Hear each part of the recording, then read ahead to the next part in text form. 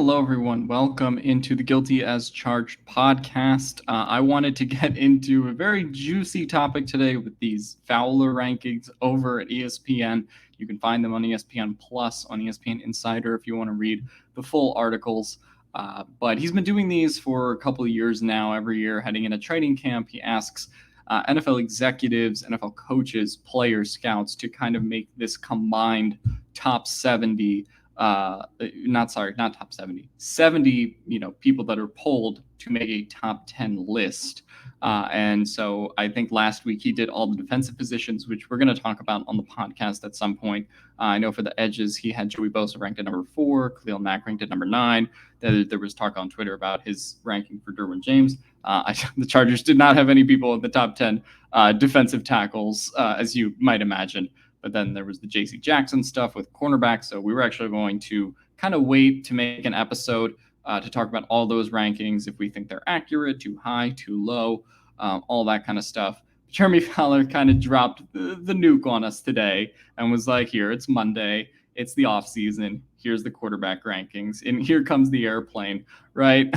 With just fresh content and fresh debate ready to start. So I actually like these Fowler polls just because they tell you where the league thinks players are. Of course, there's some, lazy thinking that goes on, which is we'll talk about the whole wins are a QB stat trend that tends to go on with this list in particular. But I just, it kind of helps you see where players go from year to year. A player who is not anywhere near the top 10 list can jump into the top 10 at a certain position, whether that's quarterback or something else. So it's always fun to, keep track of where the league thinks guys are. More so than like when me, Steven, or Tyler do a top 10 list. Of course, we're kind of just gas bagging and telling people what we think based on the film we watch. It is kind of cool to hear, what coaches, what scouts, what executives think, even if sometimes I think it's kind of dumb. But it's a good resource nonetheless.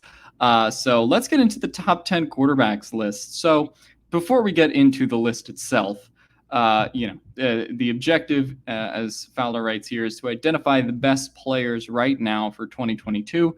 This is not a 5-year projection or an achievement award. Who are the best players today? Pretty simple, right? So there's no Trevor Lawrence part of this where it's like, oh, who am I drafting 5 years from now? Or you're not necessarily worried about potential Brady decline or Brady retirement. We're just saying, hey, 2022, these are the guys. And so, there are going to be guys that, didn't get votes. And I think I think Fowler said that only like 15 different players got certain votes. So let's just get into the list. Aaron Rodgers comes in at number 1. I actually don't disagree with this ranking. I personally have Rodgers 2 and Mahomes 1 when I did my top 10 ranking, but Rodgers is coming off of an MVP season, his third MVP of his career, and now trails Peyton Manning only with 5.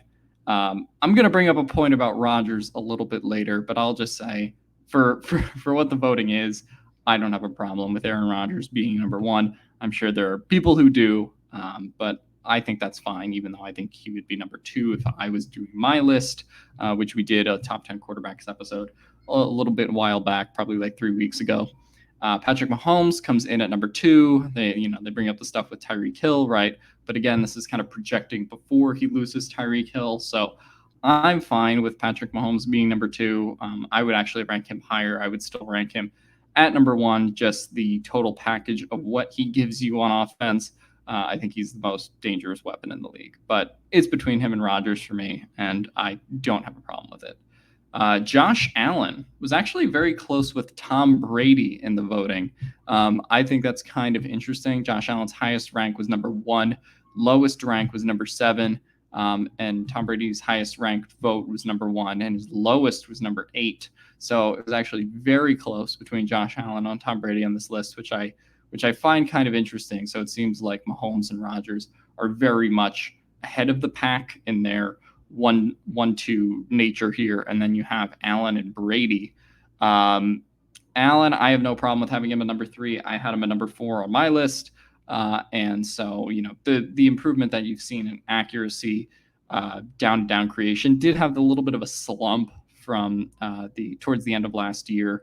Did struggle down the stretch, but of course has those two bonkers playoff games against the Patriots and against the Chiefs, to the point where you kind of throw some of the rest of that stuff out. But we'll talk about how we should use the playoffs as a resource or a tool later. Tom Brady comes in at number 4. Highest ranking was number 1 on somebody's list. Lowest ranking was number 8. And, I think Brady has earned his spot in the top 5. I personally had him at number 5. I had Justin Herbert at number 3 on my list still. But I think Tom Brady at number 4 is fine. I don't know what's going to happen with his retirement or if he will decline. I think people have been betting on Tom Brady to decline for a while, and he just hasn't. So I'm just going to wait till the day he retires to take him out of the top 10, I guess. Here's where the list gets interesting and where Chargers Twitter thinks it gets interesting. Joe Burrow is ranked at number 5. His highest ranking on one of somebody's list was number 2. They ranked Joe Burrow. Somebody definitely ranked Joe Burrow either A, ahead of Aaron Rodgers, or B, ahead of Patrick Mahomes, which is bonkers to me. Love Joe Burrow, but you're insane if you're going to rank him over guys who could have been MVPs of this league multiple times and 2 guys who have both won MVP at respective times. I don't understand it. Lowest ranking, though, was out of the top 10 on somebody's list. I didn't know if Steven had a vote on one of these lists, but I guess he was the guy that threw Burrow out at the top 10. But I personally don't have a problem.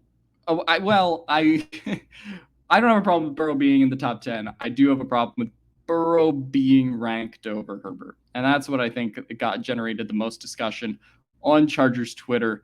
And so the big line that will get you, and I'm just going to fast forward to Justin Herbert's paragraph. There's this line over here.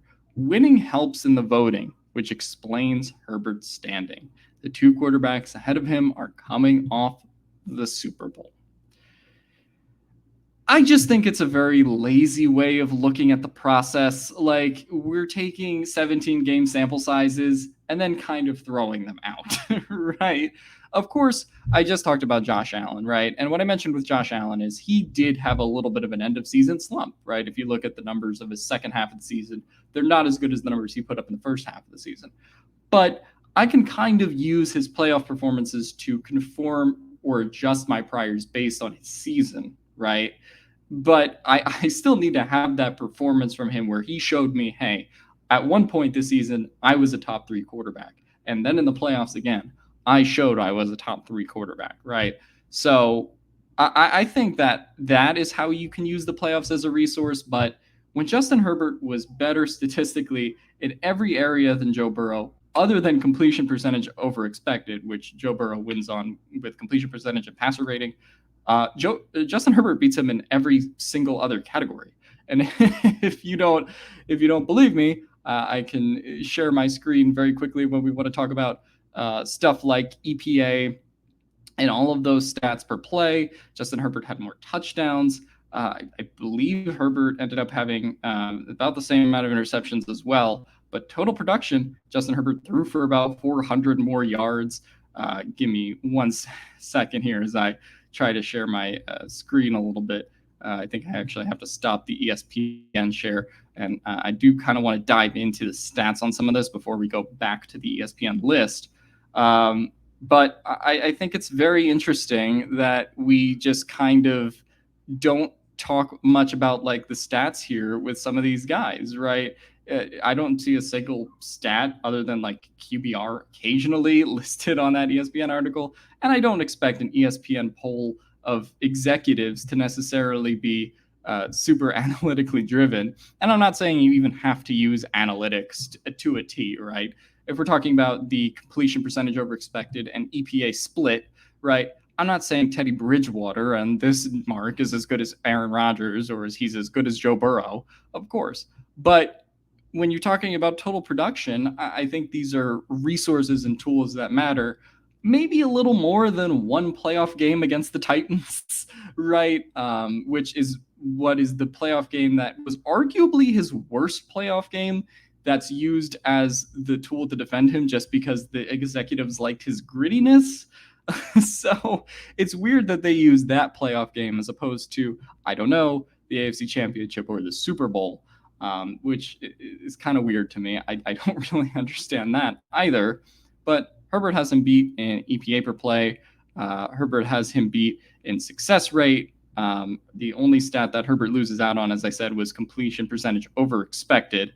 But even with just Joe Burrow's advantage in that area when it comes to efficiency and completion percentage, Herbert still has him beat in adjusted EPA and EPA per play as well, which I think is telling if you're talking about the total amount of offensive production. Obviously, you can kind of look at the chart here and see where Justin Herbert, Matthew Stafford, Patrick Mahomes, and those guys are in terms of EPA. They're higher than Burrow there, even if Burrow is also higher than them in completion percentage over expected. But it's like, how much weight are we giving one over the other? That's where the composite ranking comes in. But then, of course, the composite ranking gives you, stuff like Teddy Bridgewater is the 7th best quarterback, which I think we all agree isn't necessarily true. But it's an interesting data point nonetheless. But I think if you're going to just completely throw out this EPA stat, if you're going to completely throw out 17-game sample size, of which, if polled before the playoffs, most executives would have put Herbert before Burrow before that 3-game sample size, I'm not the playoffs doesn't matter, but we're still looking at a larger sample size, more data during the regular season than when we're talking about the 3 games against the Titans, the Chiefs, and the Rams.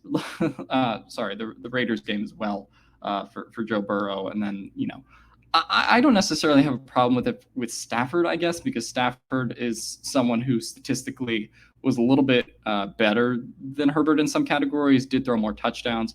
Stafford's, I actually want to check what Stafford's EPA per play was. I don't know what it was exactly, but yeah, it was a little bit ahead of Justin Herbert, even though Herbert has Burrow beaten EPA. So I kind of understand Stafford over Herbert, but personally, I don't really understand the Burrow thing over Herbert much at all, unless you're just talking about pure they won and they lost in the playoffs, which, like, I guess, but I just feel like that's a very narrow way of looking at it, right?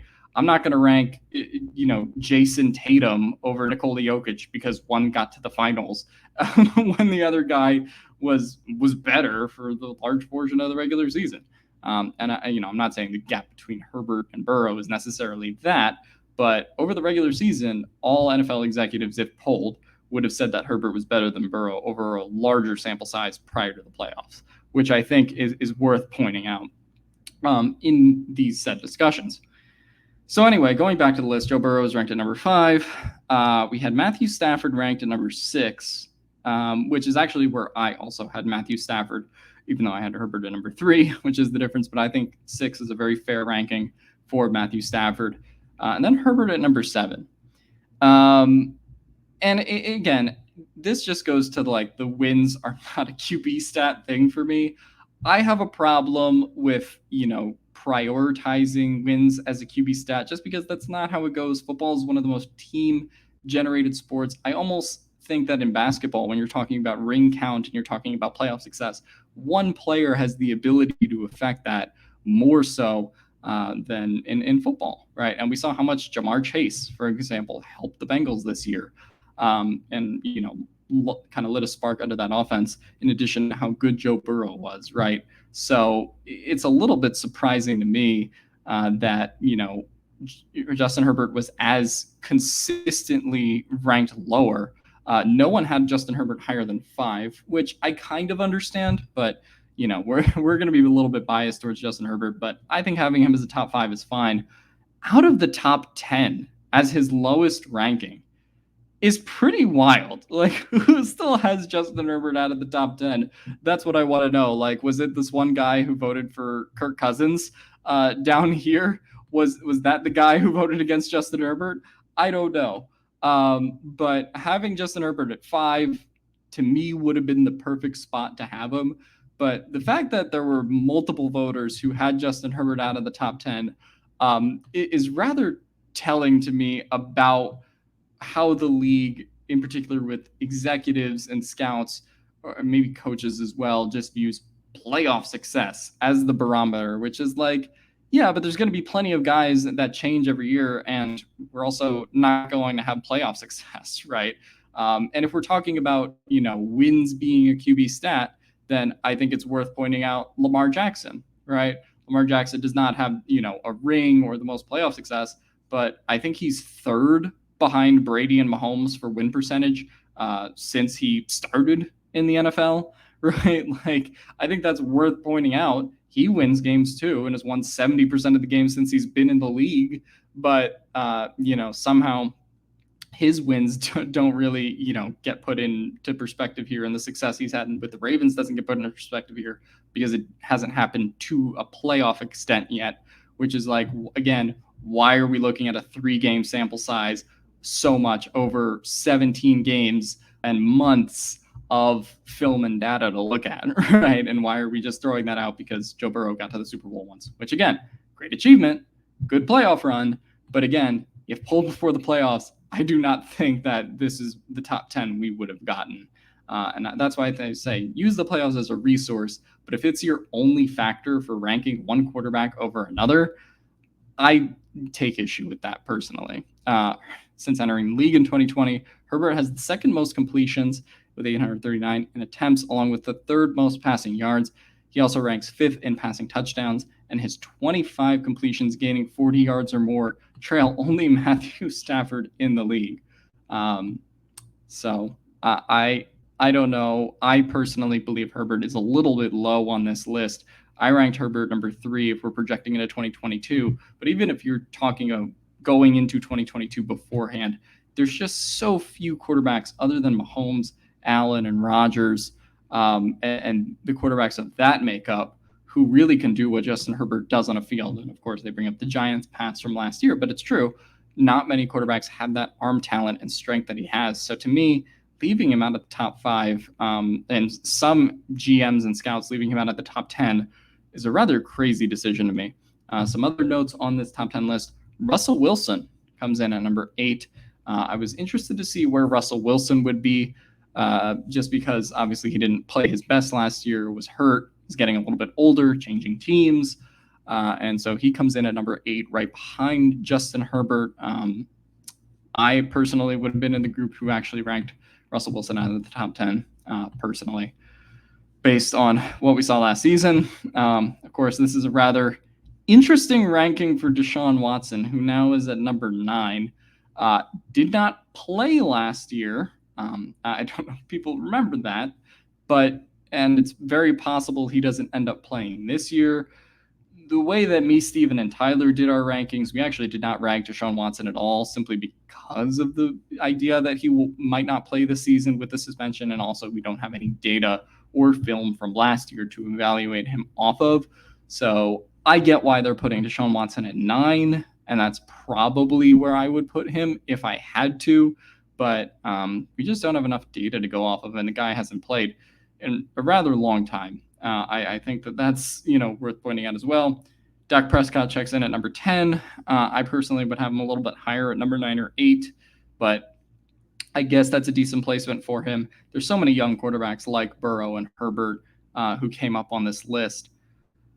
But I think the real weird one is Lamar Jackson.